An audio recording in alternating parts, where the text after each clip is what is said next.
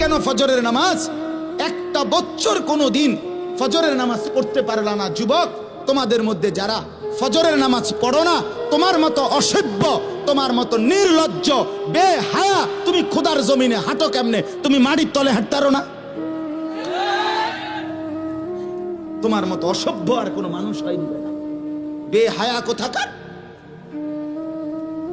আল্লাহ রাসূল সাল্লাল্লাহু আলাইহি সাল্লাম বলেন তাহাজ্জুদ নামাজ, হাদিসে আছে নবীজির জামানায় একবার সাহাবীরা বললেন একজন মুসলমানের ব্যাপারে, ইয়া রাসূলুল্লাহ, এই লোক সারা রাত ঘুমায় থাকে ফজর পর্যন্ত, কোনোদিন তাহাজ্জুদ পড়ে না।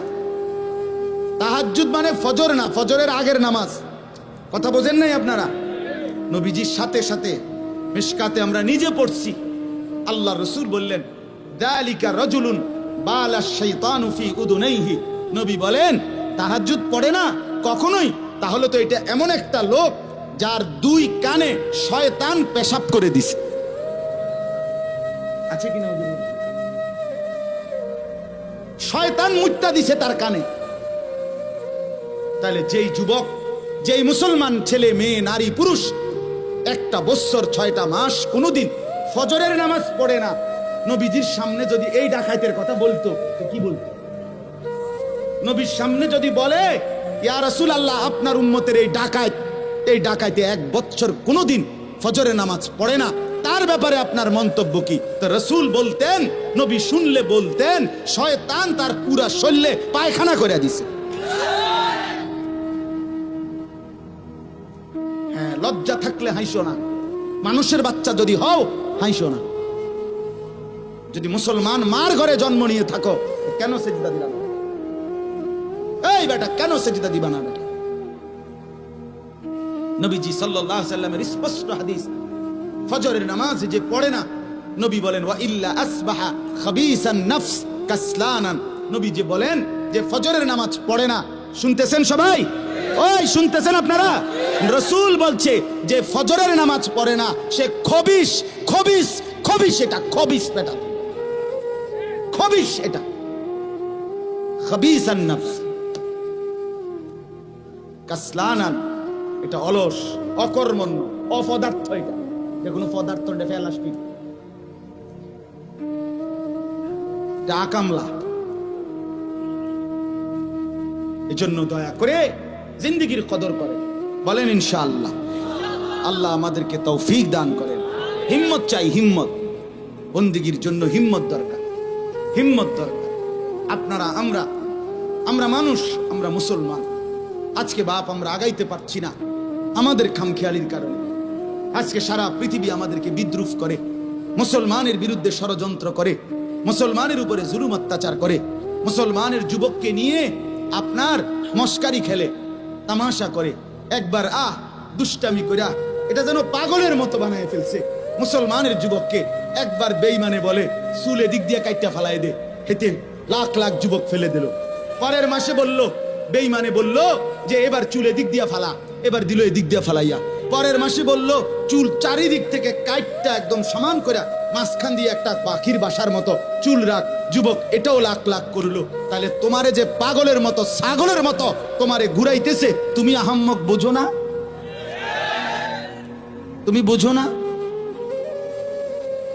হ্যাঁ, তোমারে 3 বছরের ভিতরে কয়টা ফ্যান বদলাইল? আমার 42 বছরের ভিতরে লুঙ্গি বদলাই দিল না, অসুবিধা কি? তোমার এতবার ফ্যান বদলাইলো, একবার সিফা, একবার ডোলা, একবার মারু আপ প্যান্ট, একবার ফুল আপ প্যান্ট, একবার মাঝখান দিয়ে সিরা, একবার পিছন দিয়ে তুমি টাইন নাইডারে উঠাও, কাইডারে একবার রাবার দিয়ে গলার লগে লাগালে। কারণ বাচ্চাদের কি ফ্যান করে, ওই একটা ফ্যান হাফ প্যান্ট আছে না, এটা গলা সহ লাগাই না। ঘটনাটা কি বুঝা তো উচিত। আরে আমার লইয়া কেরম শুরু করলো? আমি তো প্রায় বলি, আমি যদি এই লোকটারে এখন বলি, এই ছেলেটারে যে তুমি একবার দাঁড়াও, দাঁড়াই, আবার বইলো, আবার একটু কাইতো হইলো, আবার এদিকে কাইতো যে ঠ্যাংগুলো ডালগি দাও, দিল ঠ্যাং আলগি। এরপর হে কি করবো আমার, এটা কি পাগল ধরে আনছে? কথা বলেন না, বলবে কি না? আরে আরে এটা কি পাগল ধরে, এবার আমারও লইয়া কেরম শুরু করছে কি? একবার কয় ডান দিকে, একবার কয় বাম দিকে, একবার কয় ঠ্যাং আলগি দাও, বলবে কি না? বলেন না কেন? যেই কোনো মানুষ বলবে এটা। যে আমার লই একাই পাগলামি শুরু করলো। কোরআনুল কারীমের মধ্যে আছে ইন্না ফি যালিকা লাযিকরা লিমান কানা লাহু কলবুন আও আলকা আস-সামআ ওয়া হুয়া শাহীদ। তিনটি জিনিস যে একত্র করে, এক নাম্বার হলো কলব মানে দিল, অন্তর, ভিতরটা। দুই নাম্বার হলো আও আলকা আস-সামআ মানে কান। তিন নাম্বার হলো ওয়া শাহীদ, সে নিজে সশরীরে সচক্ষে উপস্থিত, মানে চোখ। চোখে শোনা মানে চোখে দেখা মানে তো সশরীরে আছে, ঠিক না বলেন? যে দিল, কান, চোখ, আল্লাহ বলেন এই তিনটা একত্র করে শুনবে, নিশ্চয়ই তার জন্য আমার এই কোরআনের মধ্যে অবশ্যই নসিহত আছেই আছে, অবশ্যই উপদেশ আছেই আছে। সুবহান। তাহলে শর্ত হলো তিনটাকে একত্র করা, দিল, কান, চোখ একসাথ করা। একসাথে একত্র করলে ইনশাআল্লাহ তিনটাই যদি সজাগ রাখেন, অন্তর দিয়ে উপলব্ধি করলেন, মনোযোগ দিয়ে কান দিয়ে শুনলেন, সচক্ষে দেখলেন, এই তিনটা মিলাইলে ইনশাআল্লাহ জিন্দেগি বদলাবে, আল্লাহর কোরআন থেকে পরিবর্তন আসবে, জীবনটা গঠন করার মানসিকতা আসবে। এজন্য দয়া করে প্রত্যেকেই মনোযোগী হন। কোরআনুল কারীমের মধ্যে বহুভাবে আল্লাহ তাআলা বলছেন, বান্দা গাফিল হইও, গাফিল হইও। আমাদের প্রিয় নবী সাল্লাল্লাহু আলাইহি ওয়াসাল্লাম, যার একটি মিনিটও বেহুদা নষ্ট হয় নাই, দিবা নিশি 24 ঘন্টা যিনি কোনো না কোনো ফিকিরে থাকতেন, কোনো না কোনো টেনশনে চিন্তায় থাকতেন। হাদিসের মধ্যে আছে, কানা রাসূলুল্লাহ সাল্লাল্লাহু আলাইহি ওয়াসাল্লাম মুতাওয়াসিল আল আহজান দাইম আল ফিক্র। সাহাবীরা বলেন, রাসূলুল্লাহ সাল্লাল্লাহু আলাইহি ওয়াসাল্লাম, সাহাবায়ে কেরাম বলেন যে নবীজিকে সারাক্ষণ দেখলে মনে হইতো দুইটা অবস্থা, মুতাওয়াসিল আল আহজান ধারাবাহিকভাবে চিন্তিত, দাইম আল ফিক্র সারাক্ষণ কোনো না কোনো চিন্তা করতেছে। মানুষ, এটা আমরাও তো বলি, মানুষের চেহারা দেখলেই মানুষ বলে, ভাই কোনো পেরেশানিতে আছেন, এই চেহারায় বুঝায়। ভাই কোনো চিন্তা, খুব কোনো গভীর চিন্তা করতেছেন, আপনি কি কোনো খুব বিপদে আছেন, চেহারা ফুটে ওঠে। সাহাবীরা বলতেন, নবী সাল্লাল্লাহু আলাইহি ওয়াসাল্লামের চেহারা মোবারক দেখলেই মনে হইতো তিনি চিন্তিত, তিনি ভাবতেছেন কিছু না কিছু, কিছু না কিছু ভাবতেছেন। আর কি করা যায় উম্মতের জন্য, মানুষের জন্য, এই ছিল তার দিবারাত্রির ভাবনা। আরো কি করতে পারে? দাওয়াত ও তাবলীগের সারা বিশ্বব্যাপী মেহনতের বরকতের মূল কারণ এটা একটা। হযরত মাওলানা ইলিয়াস রাহমাতুল্লাহ আলাইহি, যার মেহনতে, যার ফিকিরে আল্লাহ তাআলা দাওয়াত ও তাবলীগের এই মেহনতকে সারা পৃথিবীতে আম করেছেন, ওনার জীবনীতে আছে, উনি রাত্রিবেলাও ঘরের মধ্যে অস্থিরভাবে নিজের ঘরের ভিতরে পায়চারি করতেন, হাঁটাহাঁটি করতেন, এদিক থেকে ওইদিক, ওইদিক থেকে এদিক। ওনার বিবি বলতেন, এতটা রাত, এরপরও আপনার অস্থিরতা কিসের? কি ভাবতেছেন আপনি? এমন করেন কা? তো তিনি বলতেন বিবিকে, শোনো, আমার হৃদয়ের ভিতরে যে অস্থিরতা, পেরেশানি, এই অস্থিরতা যদি তোমার হৃদয়েও তৈরি হতো, তাহলে বিনিদ্র রজনী, ঘুমহীন রাত একজনের বদলে আমাদের দুইজনেরই বিনিদ্র রজনী হয়ে যেত। আমরা দুইজনই রাত ঘুম ছাড়া কাটাইতাম। আমার হৃদয়ে অস্থিরতা, অন্তরের পেরেশানি আমাকে ঘুমাইতে দেয়। ইসলাহি নিসাব হাকিমুল উম্মত মুজাদ্দিদুল মিল্লাত হযরত মাওলানা শাহ আশরাফ আলী থানভী রাহমাতুল্লাহ আলাইহির 11টি কিতাবের সমন্বয়ে একটা সংকলন আছে, ইসলাহি নিসাব নাম, বাংলা অনুবাদও আছে এই নামেই, ইসলাহি নিসাব। ওটার শুরুতে আছে, হাকিমুল উম্মত থানভী রাহমাতুল্লাহ আলাইহি বলতেন, উম্মতের কথা যখন, মানুষের কথা আমার যখন মনে হয়, তো অস্থিরতায় আমার ভোগ, ক্ষুধা চলে যায়, আর রাতের ঘুম हराम हो जाए, भूख उड़ जाती है, नींद खत्म हो जाती है और करवटे बदलते बदलते रात खत्म हो जाती है এবং বিছানায় এপাশ ওপাশ করতে করতেই অস্থির ভাবে রাত শেষ হয়ে যায়। হায় কি হবে উন্মতি। এজন্য বললাম ভাই ফিকির চাই। তো রাসূলুল্লাহ সাল্লাল্লাহু আলাইহি সাল্লাম এতটা ফিকিরমান থাকার পরেও আল্লাহ তাআলা সেই নবীকে পর্যন্ত বলতেছেন ওয়ালা তাকুম মিনাল গাফিলিন, বন্ধু আমার, নবী আমার, গাফিল হয়েন না, গাফেলদের অন্তর্ভুক্ত হয়েন না, গাফেলদের অন্তর্ভুক্ত হয়েন না। অথচ উনি গাফেল হয়েছে কখন? কথা বলেন না। নবীজি গাফেল ছিলেন? আল্লাহ থেকে গাফেল ছিলেন? দিন প্রচার থেকে গাফেল ছিলেন? ইবাদত বন্দিগি থেকে গাফেল ছিলেন? আম্মা জান আয়েশা রাদিয়াল্লাহু তাআলা আনহা বলেন কানা রাসূলুল্লাহ সাল্লাল্লাহু আলাইহি ওয়াসাল্লাম ইয়াযকুরুল্লাহ ফি কুল্লি আহয়ানি, নবী সাল্লাল্লাহু আলাইহি সাল্লাম আল্লাহ তাআলার জিকির করতেন, স্মরণ করতেন সারাক্ষণ। ফি কুল্লি আহয়ান, সারাক্ষণ আল্লাহ তাআলার জিকিরে স্মরণে থাকতেন। অথচ এর পরেও আল্লাহ তাআলা উনাকে বলেন ওয়ালা তাকুম মিনাল গাফিলিন, আপনি গাফেলদের অন্তর্ভুক্ত হইয়েন না।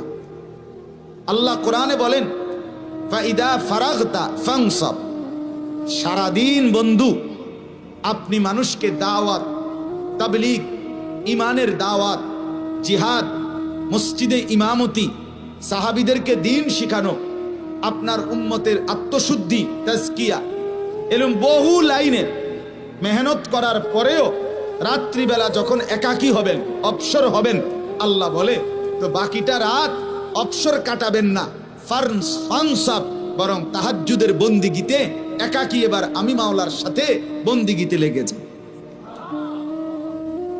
এ কথা বলেন নাই সারাদিন আপনি বিশ্রাম পরিশ্রম করছেন, কত কাজ করছেন, কত দিকে কত ছুটাছুটি করছেন, এবার রাতটা পুরা ঘুমান। আল্লাহ বলে না বন্ধু, ফানসাব, রাত্রিবেলা আবার মেহনত করেন, আবার পরিশ্রম করেন। এবার যেন নবী জিজ্ঞেস করলো কি মেহনত করব? তা আল্লাহ তাআলা বলেন ইয়া আইয়ুহাল মুজাম্মিল কুমিল লাইলা ইল্লা কালিলা, কিছুটা অংশ বাদ দিয়ে বন্ধু আপনি রাত্রিবেলা জেগে থাকেন, জিকির করেন, তাহাজ্জুদ পড়েন, তেলাওয়াত করেন, দোয়া করেন, কান্নাকাটি করেন।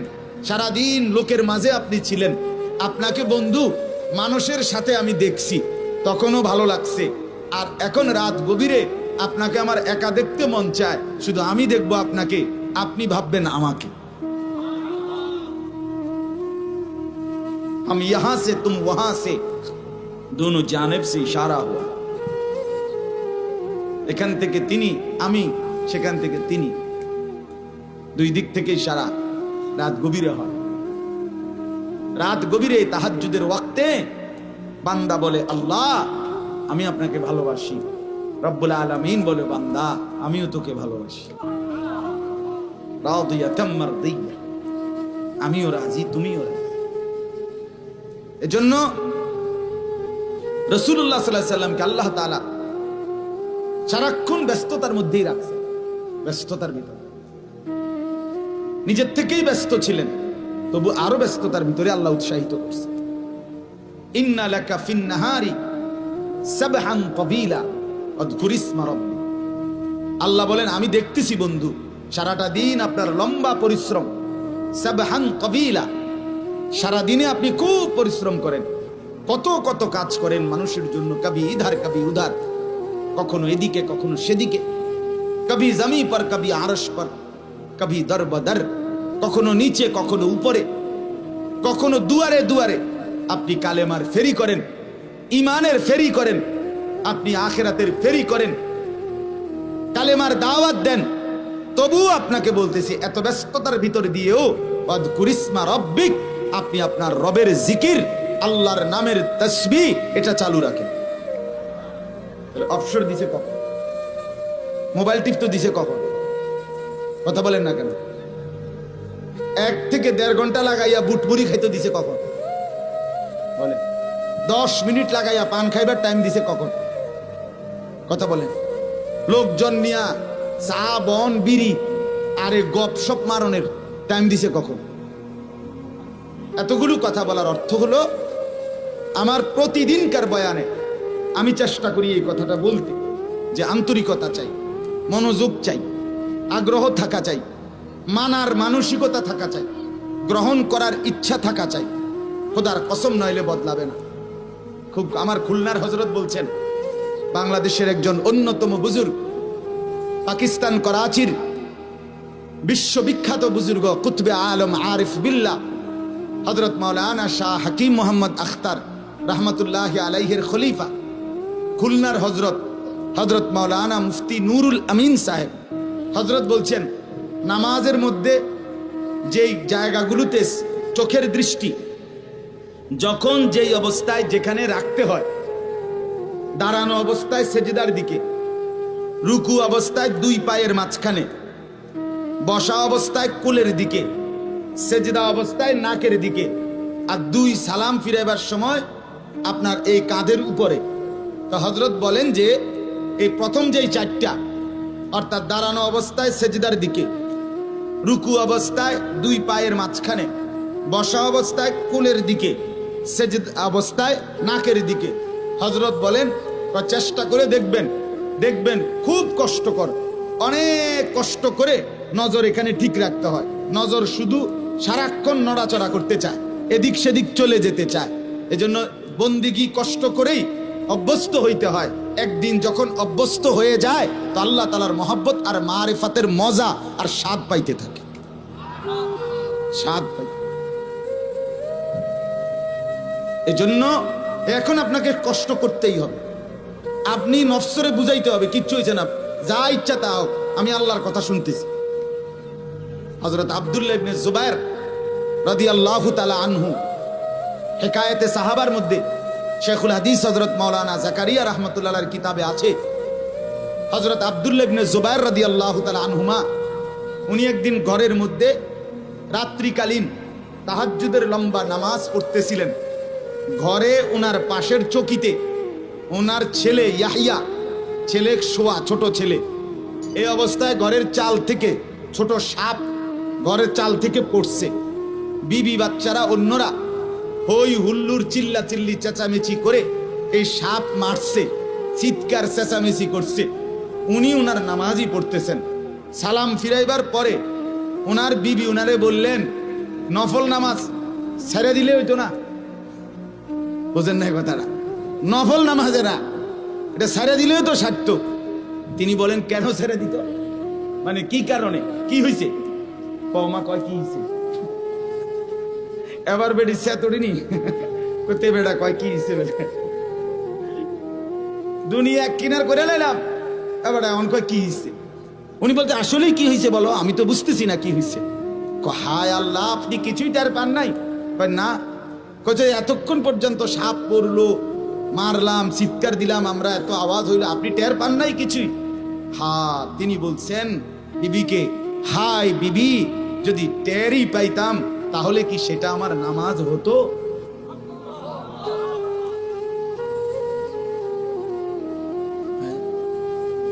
তাহলে কি সেটা আমার নামাজ হতো? এজন্য প্রিয় বন্ধু আমার, বাপ আমার, ভাই আমার, মুরব্বী বলি আর জওয়ান বলি, সবার কাছে বলি, বাপ, আল্লাহর কথা মনোযোগ দিয়ে শুনতে হয়, আগ্রহ নিয়ে শুনতে হয়, দিল ভরা মহব্বত নিয়ে শুনতে হয়, আন্তরিকতা নিয়ে শুনতে হয়, মানার মানসিকতা নিয়ে শুনতে হয়। খোদার কসম, এরকম দিল পাইলে আল্লাহ তাআলা নিজে আগাইয়া হেদায়েত দিয়ে দেন। ওয়াহদি ইলাইহি মান ইউনীব। আল্লাহ বলে, আমার যে বান্দা আমার দিকে ঝুঁকে আসে, আমি রব্বুল আলামিন এগিয়ে হেদায়েত নিয়ে তাকে হেদায়েত দিয়ে দেব, হেদায়েত দিতে থাকি। আল্লাহ বলে, বান্দা তুমি আসো, তুমি আসবা এক বিগত, আমি আসবো এক হাত। তুমি আসবা এক হাত, আমি আসবো দুই হাত। না না, আমার কিছু লাগবে না। তুমি আসবা হাঁটতে হাঁটতে, আমি রব্বুল আলামিন রহমত আর মাগফিরাত নিয়ে আসবো দৌড়তে দৌড়তে। তুমি যদি রাতে আসো, আমি রাতেই আসবো। তুমি যদি দিনে আসো, আমি দিনেই আসবো। In আতাইতানি লাইলান আতাইতুকা লাইলান, in আতাইতানি নাহারান আতাইতুকা নাহারান। আল্লাহ বলে বান্দা তুমি গুনাহ নিয়ে যদি মাফ চাইতে রাতে আসো, আমি মাগফিরাত নিয়ে তোমার কাছে রাতেই আসো। তুমি গুনাহ নিয়ে যদি দিনের আলোতে আসো, আমি মাগফিরাত নিয়ে তোমার কাছে দিনের আলোতেই আসো। ইয়া ইবনা আদম লাউ বালাগাত যুনুবুকা আনানাস সামা সুম্মা ইস্তাগফারতানি গফারতু লাকা ওয়ালা উবালি। আল্লাহ বলেন হাদিসে কুদসি, হে বনি আদম, যদি তুমি গুনাহ আসমান পর্যন্ত ছুঁয়ে যায়, অতঃপর যদি আমার কাছে তওবা করো, ইস্তেগফার করো, 3 সিদ্ধান্ত দাও যে আল্লাহ গুনাহ ছেড়ে দিলাম, আল্লাহ আর করব না, ওয়াদা দিলাম, আল্লাহ আমি লজ্জিত, মাফ চাইলাম, আল্লাহ বলেন আসমান ছোঁয়া গুনাহ আমি কোনো পরোয়া না করে নগদ মাফ করে দেব। এখন মাফ, এখন অ্যাডভান্স, এখনই মাফ। চোখের পানি ঝরবে এদিকে, আমি রব্বুল আলামিন আমল নামা থেকে গুনার দফতর মুছে দেব তাৎক্ষণিক সাথে। লাউ আন্নাকা আতাইতানি বিকিরাবিল আরদি খাতায়া লা আতাইতুকা বিকিরাবিহা মাগফিরা সুম্মা ইস্তাগফারতানি লা তুশরিকু বি শাইআ লা আতাইতুকা বিকিরাবিহা মাগফিরা। আল্লাহ বলে বান্দা, জমিনে বালু কণা যেই পরিমাণ, বালুর কণা, এই জমিনে পৃথিবীর মধ্যে বালুর কণা কয় লাখ হইব? 10 লাখ, 10 লাখ, 10 কোটি। আপনার 14 গোষ্ঠী কন্যা পারবো কথা বলেন। তো আল্লাহ তাআলা বলেন বান্দা, জমিনের বালুর কণা যেই পরিমাণ, তোমার গুনাহ যদি হয় সেই পরিমাণ, সেই গুনাহ নিয়েও যদি তুমি আমার কাছে আসো আর শিরিক মুক্ত ঈমান নিয়া, আমার সাথে আর কারো সে শিরিক করো নাই, শিরিক মুক্ত ঈমান নিয়ে যদি তওবা করো, 3 শর্ত তওবা। তওবা মানে 3 জিনিস। কয় জিনিস? আবার বলেন। 1 নাম্বার গুনাহ ছেড়ে দিলাম, বলেন। 2 নাম্বার আর করব না, ওয়াদা দিলাম। 3 নাম্বার লজ্জিত, আমি মাফ চাইলাম। এই 3টা হইতে হবে একসাথে। আল্লাহ বলেন এরকম তওবা যদি আমি পাই, আমি তো দিল জানি, আমি যেমন মুখের কথা বুঝি, আমি তোমার অন্তরের কথাও বুঝি। আল্লাহ বলেন সত্যিকার এমন তওবা যদি হয়, তাহলে আমি আল্লাহ সমপরিমাণ মাগফিরাত নিয়ে তোমার কাছে আসব। হ্যাঁ, শর্ত হইল তওবা তওবার মতো হইতে হইব। ও বিড়ি খাইতে খাইতে আস্তাগফিরুল্লাহ, আমনের এই আস্তাগফিরুল্লাহর রূপে আস্তাগফিরুল্লাহ বুঝেন নাই? আমনের আস্তাগফিরুল্লাহর উর্ফে কি? আস্তাগফির মানে আমনে যে আস্তাগফিরুল্লাহ কইছেন, এটার রূপে কইলাম আরি আস্তাগফিরুল্লাহ। এই বিড়ি খাই না আস্তাগফিরুল্লাহ। মানে টেলিভিশনে বেডি চাইতে আছেন, টেলিভিশনে না চা দোকানে বসে আর মুখে আস্তাগফিরুল্লাহ আস্তাগফিরুল্লাহ, কি তো ওইটি কি শুরু হলো? দেশটা কি শুরু হলো? মানে আমনে যেটি চাইতে আছেন এটি শুরু হয়েছে। আর এটারে কি বলে না? তওবা বলে। এটারে তো এটা ধোঁকা, ধোঁকা, ধোঁকা। ছেড়ে দেওয়ার কোনো মানসিকতাই নাই, গুনাহ ছাড়লো না, মানসিকতাও নাই, এমনি বলতেছে আস্তাগফিরুল্লাহ। এটা হবে না। তওবা হয় 3 জিনিসে। ছেড়ে দিলাম, আর করব না, ওয়াদা দিলাম, লজ্জিত, আমি মাফ চাইলাম। আল্লাহ বলেন এমন দিল ওয়ালা তওবা যদি আমি পাই, তো আমি 90 বছরের গুনাহগার পাপীকেও 1 নিমিষে মাফ করে দেব। আল্লাহ আমাদেরকে তৌফিক দান করেন, আল্লাহ আমাদেরকে বুঝ দান করেন। এজন্য বাপ আমার, বন্ধু আমার, আমি প্রতিদিন কিছুক্ষণ সময় ব্যয় করি এই কথার উপরে যে মনোযোগ চাই, আন্তরিকতা চাই। মসজিদে জুমার বয়ান হয়, মুরব্বীরা প্রথম কাতারে, এই বাপ চাচা জেডারা, হুজুরের ওয়াজ শুরু, এবারে জুরানি শুরু। এই যে গেড়ি হালাইলো মানে গাঁট, এই যে জুরানি শুরু। এবার হুজুর যতক্ষণ ওয়াজ করে হাবড়া জুড়াইতে, এরপরে হুজুরের ওয়াজ শেষ, ওনার জুরানি শেষ। এখন যদি ওনারে জিগান চাচা আজ জুড়াইতেন না, তখন উনি বলবো আমি তো জুড়াইলাম হইলে, কিন্তু হুজুরকে আওয়াজ বন্ধ করল, তো হুজুরের দোষ। হুজুরের কোন আরো ওয়াজ করতো, তাহলে আমার জুরানিও দেখেন। আজীব মানুষ, আজীব মানুষ। এমনি আসলে, এমনি শুনলে কিয়ামত পর্যন্ত পরিবর্তন হবে, দিল বদলাবে না। ছেলেরা মসজিদের পিছন দিক দিয়ে বসে এই ঠেলা ঠেলি, ধাক্কা ধাক্কি, খুসাখুসি, কেউ শার্ট ধরে টান দেয়, কেউ টুপি ধরে টান দেয়, কেউ প্যান্ট ধরে টান দেয়, কেউ মোবাইল টিপে, কেউ হাসি মজাক ফালত্রামি। এই ফালতু কাজ করলে, এভাবে যদি সে 50 বছরও মসজিদে আসে যায়, তার জিন্দিগির কোনো পরিবর্তন পরিবর্তন হয় না বাপ। এজন্য আজকে আমি সবসময় বলি, বাস্তবিক অর্থে যথাযথ আন্তরিকতার মনোযোগ থাকলে, আগ্রহ থাকলে, মানার মানসিকতা থাকলে, খোদার কসম আমাদের মসজিদগুলোতে প্রত্যেক জুমার নামাজে ইমাম সাহেব এবং খতিব সাহেবরা যেই বয়ান করে উম্মতের হেদায়েতের জন্য, এই বয়ানই, জুমার বয়ানই যথেষ্ট। কিন্তু সত্যিকার সমস্যা কোথায়? মানসিকতা নাই, দিলের মধ্যে অনুভূতি নাই, মানার কোনো প্রেরণাই নাই। আমরার হুজুর, আমরার ইমাম সাহেব, আর এবার আর কিতা করবো, এবার কিতা করবো, আপনার ইমাম সাহেব হয়েছে দেখে আমরা হচ্ছে গেছে। এটা একটা অসভ্য কথা না? বলেন না কেন? এটা কেমন কথা বললেন? আমরা ইমাম সাহেব অনেক সময় মাহফিলে বহুত পর আফসোস লাগে, ও বলে যে হুজুর আসরের পরে কেউ ওয়াজ করবো, আমরা ইমাম সাহেব তারা টুকটাক কিছু কথা টথা কইব। মানে এটাকে যেভাবে বর্ণনা করে, মানে এটা ফালতু। এটা কোন ইনসাফ হইল? কথা বলেন, এটা ইনসাফ হইল? আল্লাহর কথা যে বলে, যখন বলে, এলাকার হোক আর চাঁদের দেশের হোক আর মঙ্গল গ্রহের হোক, খোদার কসম আল্লাহর কথা যে বলে সেই দামি, সেই সম্মানী, তারটাই মূল্যবান। তিনি ইমাম হোক, তিনি খতিব হোক, এলাকার হোক, দূরের হোক। হ্যাঁ, আমার খুলনার হযরত বলেন, প্রত্যেক মসজিদের ইমাম, মুয়াজ্জিন দুইজনই আল্লাহ তাআলার প্রিয় বান্দা, আল্লাহর নেক বান্দা। ওই এলাকাবাসীর উচিত দ্বীন শিখার জন্য, আখিরাতের রাস্তা চিনার জন্য নিজ নিজ মহল্লার ইমাম, মুয়াজ্জিন, খতিব ওনাদের সাথেই উপযুক্ত সম্পর্ক, আন্তরিকতা বাড়ানো উচিত। তাইলে দেখা যাবে হেদায়েতের জন্য, জান্নাত পাওয়ার জন্য উনাদের রাহবারি, পথ প্রদর্শন, এটাই যথেষ্ট। এটাই যথেষ্ট। আন্তরিকতা চাই। সোজা কথা হইল আন্তরিকতা চাই। আন্তরিকতা দরকার, মানার মানসিকতা দরকার। এই জন্য ইনশাআল্লাহ আজকের থেকে ওয়াদা দেন, এই যারা এতক্ষণ শুনলেন মনোযোগ দিয়া, তারা ওয়াদা করেন যে মসজিদে জুম্মার বয়ান, দাওয়াত ও তাবলীগের সাথীদের বয়ান, এরপরে খানকা আল্লাহওয়ালা পীর বুজুর্গদের বয়ান, এরকম ওয়াজ মাহফিল, বিভিন্ন মহল্লায় মসজিদে মাদ্রাসার ইসলাহি বয়ান, সব ক্ষেত্রে যখনই আল্লাহর কথা হয়, নেক কথা হয়, সেটা শতভাগ মনোযোগ, আন্তরিকতা, মানার মানসিকতা নিয়ে শুনবেন। বলেন ইনশাআল্লাহ। কারি কথা হাসরের ময়দানে ফিডা খাওয়ার জন্য তৈরি থাকেন। ফেরেশতা প্রথমবারই লোক একদম হুতায় এলেন। মনে রাখি, এই বুড়ো মানুষ অনেকে আছেন এরকম তামসার কথা কয়, রসিক মনে করেন ফাতরামি করে, আপনি মস্কারি করেন। হ্যাঁ,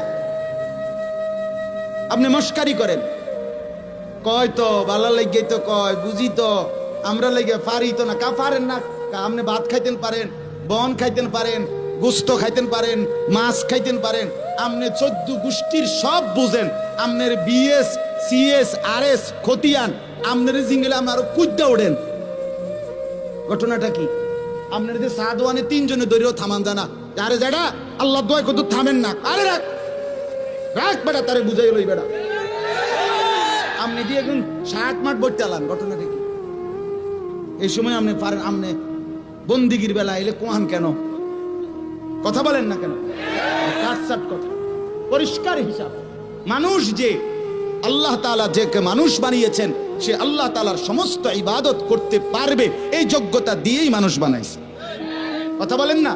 নাহলে আপনারে ছাগল বানাইতো আল্লাহ, আল্লাহ আপনারে গরু বানাইতো। আল্লাহ আমাকে মানুষ বানাইছেন মানেই আমাকে আল্লাহ তাআলা তার সমস্ত হুকুম মানার যোগ্যতা দিয়েই বানাইছেন। মালিক জুলুম করে না, আল্লাহ জুলুম করে না, আল্লাহ জুলুম করে না। ইন্নাল্লাহা লা ইয়াজলিমু মিসকালা দাররা, আল্লাহ বলেন আমি এক বিন্দু জুলুম করি না।